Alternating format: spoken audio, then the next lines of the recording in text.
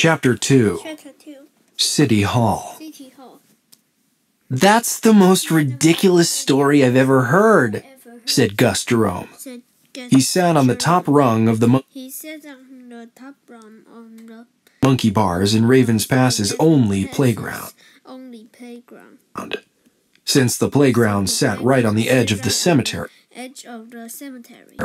most kids didn't go near it.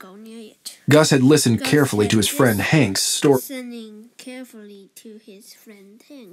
story about the witch trapped for centuries in the basement of Raven's Pass's City Hall. It was no coincidence, of course, that the next day Gus and Hank's sixth grade class would be going on a field trip to City Hall themselves. For years, City Hall hadn't been open to the public, but the city had recently decided to start inviting school field trips. Hank and Gus's class would be the first group of people allowed into the building in hundreds of years. "You don't have to believe me," Hank said. He swung lazily between two bars under Gus, his feet dragging in the pebbly sand.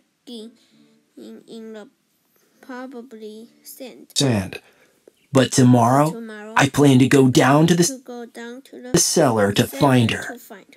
Gus laughed. "First of all, you're crazy," he said. "For one thing, even if the story were true, that witch would be dead by now." Hank shook his head. "Witches don't die," he said, "unless you light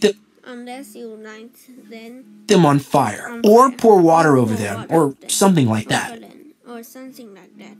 So that witch is definitely still alive, and she's definitely still in City Hall." Gus rolled his eyes, but he laughed. "Second of all," he said, "Miss Freckle is going to be watching you like a hawk. Remember the trouble you caused on the trip to the ketchup factory?" "That wasn't my fault," Hank protested, stomping his feet in the sand. "How was I supposed to know that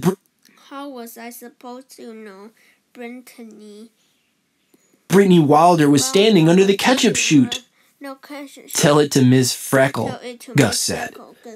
"Either way, she won't let you out of her sight at City Hall tomorrow. You won't make it near the cellar door. That's why you have to help me," Hank said. "If you cause a distraction..."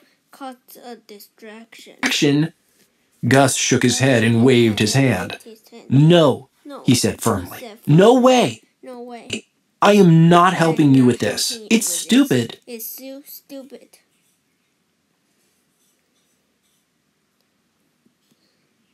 "Come on," Hank said.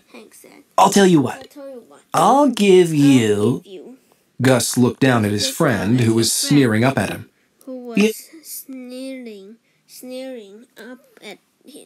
He obviously had a good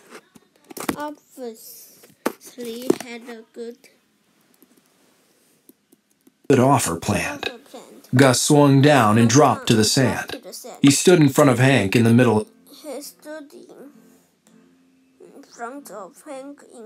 of the monkey bars. "Okay, what?" Gus said. "The sword of Kalia," Hank said. "It's yours, if you help me tomorrow." Hank," Gus said, turning around and ducking out of the monkey bars. "The sword of Kalia isn't real. It's a weapon from a video game. Specifically, it was one of the best swords from Battle Knights, an online game the boys played all the time." "Yep," Hank said. "And I found it while I was playing last night." "What?" Gus said. "Why didn't you tell me?" I just did, Hank said. But if you want it, I will give it to you for free. Seriously? Gus said. That sword is worth, like, 2,000 gold, probably. That's right, Hank said. That should show you how serious I am about getting into that cellar tomorrow. Gus couldn't say no. He tried for a minute. He knew how much trouble he could get into. These schemes of Hank's never ended well. The last time he helped Hank with one of his plans, they both ended up in detention. Stapling 4,000 handouts for a third grade class. It took 2 weeks of staying after school. But he wanted the sword of Kalia. With that sword, he could defeat every other player in the